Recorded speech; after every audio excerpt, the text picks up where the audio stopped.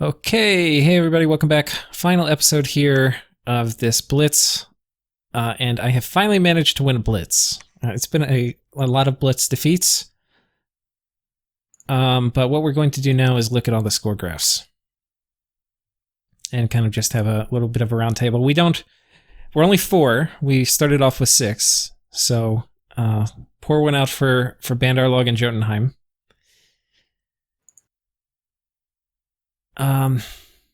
Maybe we'll just go through it and look at it. Province count, Jotunheim was winning for a while. Bandarlog, you can see he just got completely ganged up on. Technically, Ulm was in front there for a while.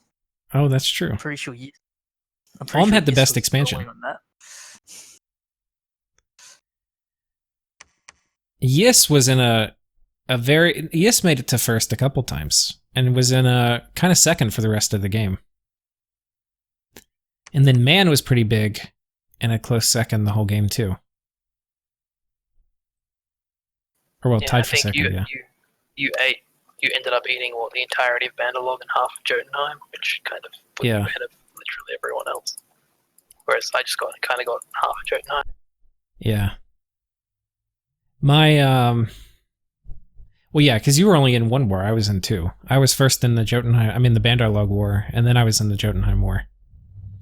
Yeah. But my Jotunheim stuff, I had nothing over there. I was just so weak in that area. So once our war started, I was like, shit, I'm gonna lose almost all the stuff that I got near Jotunheim. Because like my whole power base was around my tyrants, which were mostly in my capital. Okay, research. I haven't looked at it yet. Who do y'all think won research? I've looked, so I won't say anything. Okay. I think it's pretty obvious, really. Ulm? Oh yeah, there you go. Man, wow. Man, you were in a very close second. You were killing research for a long time. You can see where the Jotunheim War starts, though, when the graph just kind of flattens right out. Oh, yeah. Yeah. Yeah, that's why you want monks to be doing your research. I did have a bunch. They were doing research. No, but I mean 10 in every province, yeah. And then Yis was second. Or third, sorry. Yis was third. And I only caught up at the very end. I was like very mid-tier research for most of the game. I mean, I was like bottom of the pack. I didn't even have construction 8. Yeah, I never got that. I think construction 8 is pretty situational. Yeah, I don't know, some of those... Gym income. Would have been Man with the global... Yeah. Until the apocalypse at the end. Right behind me. Yeah, the apocalypse. Well, no, that's because all the graphs go to 0 there. Oh, well, that's true. But it would have gone down a lot. Yeah, even though I had Mother O Cup and 2 caps, you were still equal with me until I cast Earthblood Deep Well. Yeah. And even after that, I was barely ahead. Like, you're maybe like 10 gems a turn behind. Yeah, because I was raiding a fair amount. I lost let's look at army size now. That's gonna be funny. Yeah, that's the graph I went on. That in provinces. I don't know. It seems that free spawn is busted. Like, free spawn is just busted, right? Like, regardless of what you have, basically. Well, like I had the second biggest army, and every single unit of that cost me 10 gold, whereas most of yours, Lucid, cost 0. I think. Yeah. Yeah, I mean, human armies end up like there are ways that you can just completely shit on Phlegra armies, like Wailing Winds and stuff. You know, it's slave-based human army. Like, doesn't matter that you have 800 of them. And they also cost upkeep. So, but I think free spawn is a very strong mechanic. But it's like you have to buff it. Like I was fighting a Phlegra, and I'm fighting a Phlegra in one of the games I'm in right now, and they had just masses of Helot troops. And I think I conquered them in like 4 turns. You know, it's just like, just casually kill 800 troops at a time. Well, it also depends what magic paths you have access to, right? Yeah. I think Phlegra, though, if you play them with the slave and the oppressor mages, and you have high elemental access with that, which means you can do a lot of the important buffs. And you can pretty easily throw nature into your communions too, which means you can do a lot of really important spells. Oh, you can do all of them. Yeah. And then the tyrants are the shit. Earth, air, and nature are the three that you need. Yeah. And you have good death magic too, which is nice. I mean, honestly, I'm playing Macone. I've never been more frustrated playing Nation than playing Macone. And then Phlegra, which is the sister nation, is just, it's easily 3 times as good. Because you have high death access on your tyrants. You get astral on your, you get astral earth on your, like your national hero. And then you get, like, starting at like communions you start with communions, basically, the built-in communions that are really strong. Yeah. So you get really high elemental paths. The fact that you can turn around and cast Storm early on in a combat, or Fog Warriors or whatever, is stupidly overpowered. Yeah, it gives you a big leg up, I think, over other communion nations. You do murder the shackled mages, though, right? Like, they just die. Oh my god, you kill them. I think the thing, and I fucked up this a lot at the beginning, I think you have to have... This is what I've figured out by the end, is, and I had no idea what it was going in, but I think if you have 2-to-1 slave to master ratio, and you do personal regen on the slaves, they don't die. Okay. Well, that depends how many masters you have, though. Because if you have 10 masters, they're gonna destroy the regen. Well, but you'd have 20 slaves if you had 10 masters. Once they're fatigued out, though, every spell costs them 1 HP. Yeah. I don't think that's how it works. I think you get a percent chance. I'm pretty sure they changed that. Oh, really? I thought it was changed to, like, any spell, minimum 1 damage, and then per 50 fatigue you get an additional 1.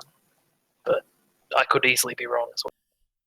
Yeah, somebody will put in the comments, but I'm pretty sure, because it was a big deal, they changed the math on it. So when Dominions 5 first came out, there was some math around how the fatigue got converted, and I think it was like 25, or every 50 health went to 1 fatigue, and then I think they changed it to 25 or something. I could be completely wrong, but they changed the math. But if you weren't going to, like, if somebody cast a 5 fatigue spell, it wouldn't mean every single slave took 1 HP damage. It would mean there was like a percent chance based on how much fatigue. I'm pretty sure, I think that's what it is, but I could be totally wrong. Oh, you want when your mage is casting 5 fatigue spells. Yeah. Oh, but if you have someone who's just like, I don't know, I usually have one mage that goes through and does like earth power, this buff, this buff, this buff, this buff, and just loops through it. Yeah. Wow. So let's go through, what did y'all learn from playing your nation? Anything? You want to start with Draco? Not really. No? No. More so that I should just keep my mouth shut there last week. Oh yeah, about you being close to winning? I don't think anyone even noticed. Did y'all all see the Draco Throne Rush? Underwater, like, did y'all see it? I missed that. Oh. I missed that, but I realized he was getting I realized he had, 2 or probably 3 thrones and a couple others he could attack. But then I had to run off, so I don't know what I noticed. So, Draco, were you waiting for me to take it and then you were going to take it from me, or were you planning on taking it from the Indies and I just happened to take it the turn before? Yeah, you took it the turn before. Okay. But what I should have done was actually taken it at the same time as the other throne. Yeah. Because I had the gems to immediately drop a wizard tower there. I did, like, when we logged in to look at the turns for the first time in like a week since we played it last, and I saw, that you had both of those thrones and that there was a wizard tower on one of them. I had no idea from the previous, I was just like, wait, this wasn't the game I remember playing. Well, yeah, that's why I didn't sign the NAF with you, so that you actually had the opportunity to stop me. Yeah. Because otherwise it's just boring, just turning and going, no, we've got a nap. Right. Ernie, what about you? Did you learn anything from playing Yes this time? Or any thoughts on your own Throne Rush?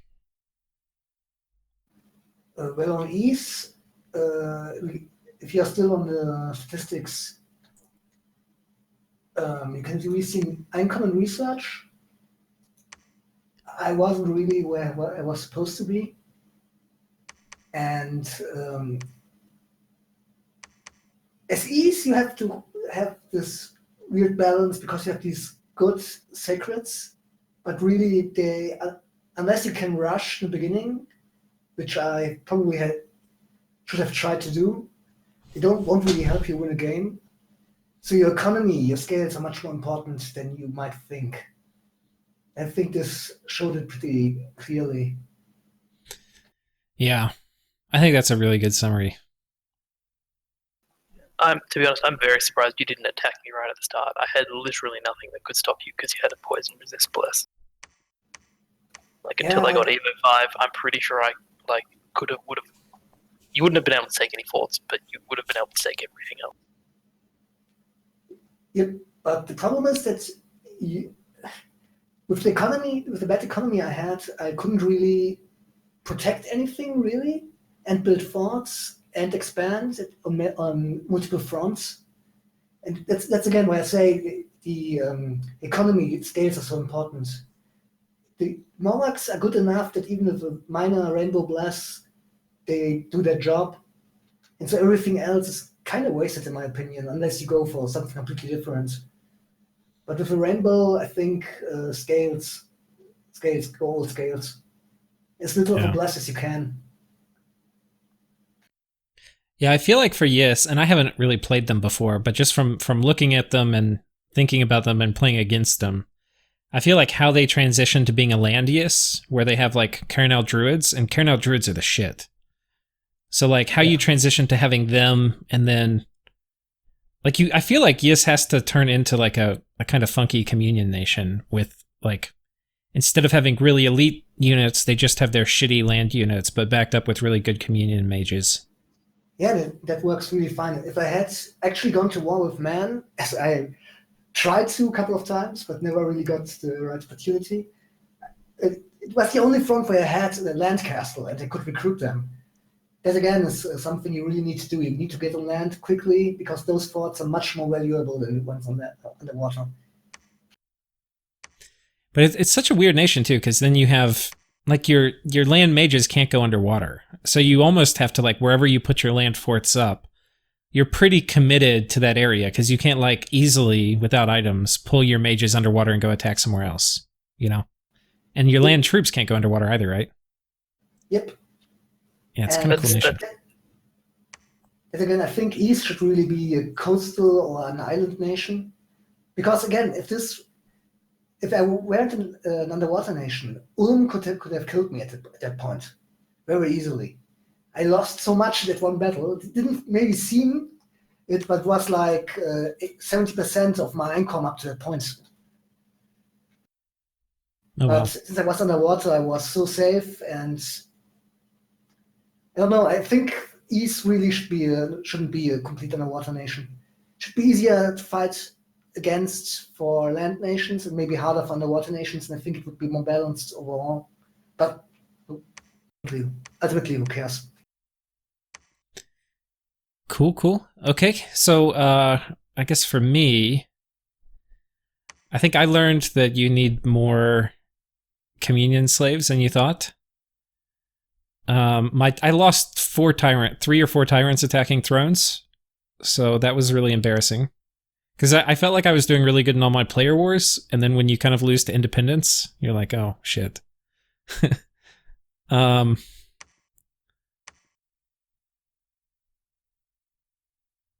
If the game went much longer, I was going to be struggling because I didn't have blood. I had broken into golems from my national hero, but I didn't have high astral. I didn't have very high paths in a lot of things. Like I had high fire and high earth. but I didn't have any of the boosters. Like, you can make a Staff of Elemental Mastery and stuff, but I don't know. I didn't really get any utility out of the Recuperation Bless I took. I was kind of thinking I would have more injured Tyrants that I would need to put Shrouds on. And I was also thinking, okay, maybe we make a late game play for...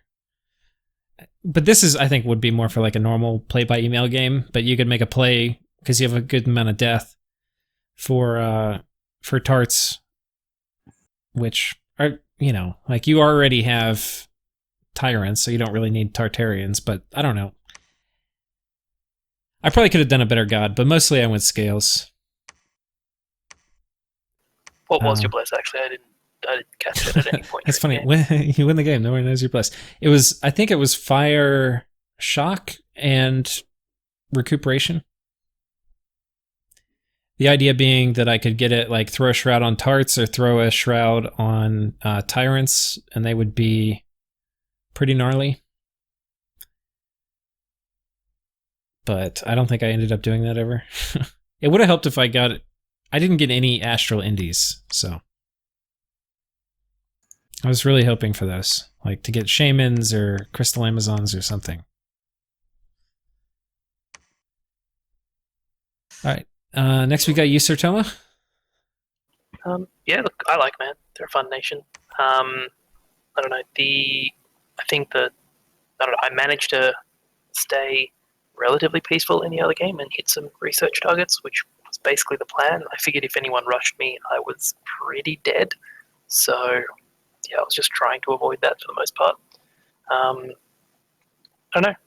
Something I was really unhappy with. I think the Bless, I don't know, similar to Yes, I think it's hard to balance the Bless for the mages and the scales to recruit an absolute boatload of them.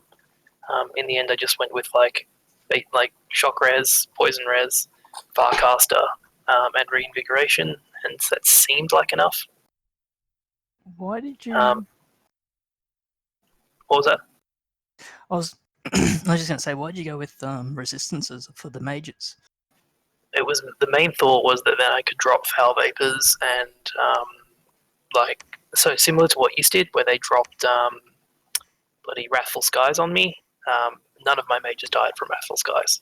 Only Orvak Knights died from Wrathful Skies. So the aim was that, like, if I survived to Evo 6 and Enchantment 5, I could start dropping that on big armies. Yeah. Yeah. On the other hand, Communion Nations are not a good idea for a Blitz. There was a lot of very average scripting. I will say one of the cooler battles, I think, was your fight for Jotunheim versus the Turbo Communion, where you had mages in the very back dropping enormous size banishments literally on top of the Gaijas who were spamming skeletons. That was so cool. Yeah, that one I can't take credit for because that was done by iFlight. Oh, okay. Yeah. Yeah, that was the thing. I kind of missed a lot of the mid game, but yeah, I think it was pretty well set up. What did you find for communions? Like, how did you? What's the setup in terms of how many slaves and like what types of slaves do you use and how many masters and all that? When I was testing, I actually spreadsheeted it all out. And basically, I think you can get away with, like, I don't know, I was using 8 slaves and then as many masters as I could throw on top of that, pretty much. I think the battles in Jotunheim may have had like 16 because there were just so many mages there. But with Spellsinger, you don't actually take that much fatigue, except for big things like Fog War. And you only cast those once. You put Earth Power and stuff on the slaves, I guess? Yeah. So the random mages dropped in and did Earth Power and stuff. That's pretty cool. I dig the Farcaster thing with these, because, I mean, you were just, like, Farcaster Thunderstrike and Farcaster Banishment. That was some cool shit. Yeah, no, I'm definitely going to play these guys. I'm definitely going to play Man in a longer form game, I think. I don't know, they don't seem as powerful as some of the other middle-aged stuff that you can do, so it's a bit dicey. Were you doing things like Wind Guide also? Yeah, Wind Guide, Fog. But at the end, I think it was like Wind Guide, Fog Warriors, Relief, Howl, Mass Protection, and if I had a water random, I'd drop Foul Vapors and Serpent's Blessing. Yeah. But I never actually got to do that. into one of your 2,000 Helot Warrior stacks. Yeah. All right, guys. Any final thoughts? Not really. No, it was a fun game. Yeah, it was fun. Actually, it was probably the first game with a single water nation that I've played that's ended without that nation winning. But I don't know. I think the map was relatively well balanced for that this time, as opposed to the last Blitz. We'll give credit to Draco for that too. Yeah. It's actually You should not have attacked Ulm. That was a bad move. Yeah, the game might have gone very different if Yis Matt- attacked man.